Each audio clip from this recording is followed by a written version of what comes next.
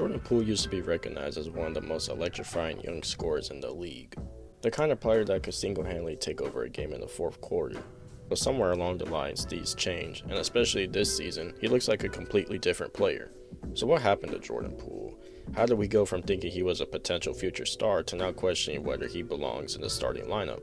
Before I get into that, I ask that y'all go down and subscribe. I'd really appreciate it. My goal is to hit 500 subscribers, so if you really enjoy the content, I'd appreciate it if you give me a sub and like the video. With all that being said, let's get into it. Before Jordan Poole was a name people respected, he was a player that people questioned. Some of the pre-draft stigma surrounding Jordan Poole was he was inconsistent, he couldn't play defense, he didn't really have a point guard skill set that was meant for the modern NBA. Others include that he was just a scorer, he wasn't athletic enough, and he didn't really fit the modern NBA mold of generic point guard or combo guard in that sense. In totality, he was just seen as a project player, someone who might never become a true NBA starter, but someone to give opportunity to. But as we all know, he went to Golden State, and the Warriors basically developed him into this electrifying scorer that we've seen over the past couple of seasons in Golden State and in Washington. He could score off the dribble, he proved he could create his own shot, hit very big shots, take over games, and be a real offensive threat, whether in the starting lineup or coming off the bench. And especially in the 2022 season, once the Warriors won the championship, a lot of people started to change their outlook on Jordan Poole. They believed he could be the next breakout star and a potential franchise player for the Golden State Warriors once they move on from Steph Curry.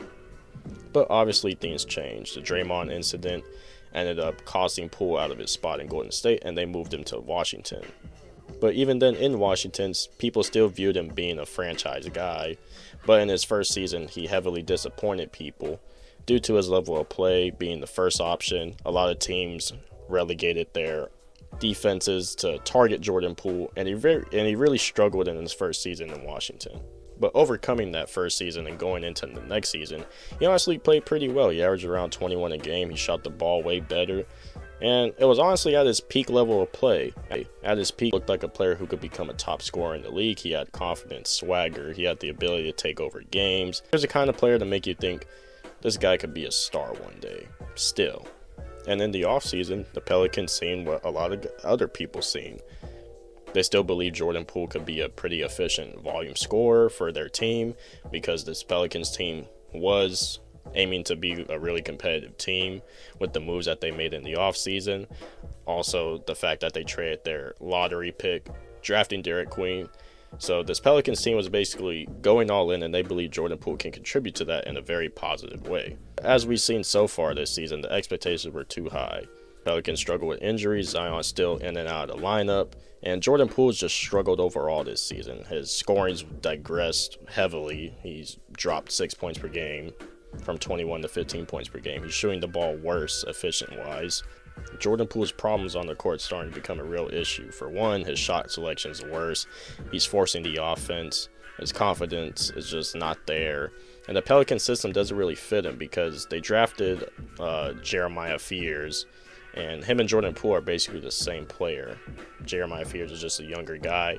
They're both volume scorers, and it's a very awkward fit on the court when both of them play. And currently Jordan Poole is coming off the bench, and even then he's still not getting back to a consistent level of play that the Pelicans traded for him. And I'd say the main reason why the Pelican system isn't really working for Jordan Poole is because he thrives in a system where it just lets him play free and fast. And the Pelican system isn't really ideally the best system for his level of play style. Stuck in the role where he's basically the primary playmaker off the bench, and it's really exposing his weaknesses as we've seen so far throughout this season. So I feel like a lot of people, including myself, giving up on the idea of Jordan Poole ever being like this future star. Even last season, I feel like people just accepted like he's just this high volume scorer. He's inconsistent, unreliable. He could score, but also at the same time, he's not able to make plays when it matters. And he kind of needs to be on a leash because he can get out of control from time to time. Going back to how I brought up that he needs a system where he plays fast and free. But yeah, Jordan Poole at his peak was just one of those guys where, you believe that he can be this star caliber player potentially. And do I believe he could recover to that type of player again? Potentially. I wouldn't see it necessarily in New Orleans, but if he really wanted to like just round out his game, I feel like some things he would need to do is, first of all, simplify his game. Just let the offense come to him naturally, because he's forcing a lot of the offense on the Pelicans currently. Obviously, improve his decision making. I mean, he's not really meant to be your primary playmaker. Be more selective with shots, because he's just chucking it out there. And kind of just really return to the player he was before the hype, or before people really believe that he has this star player potential.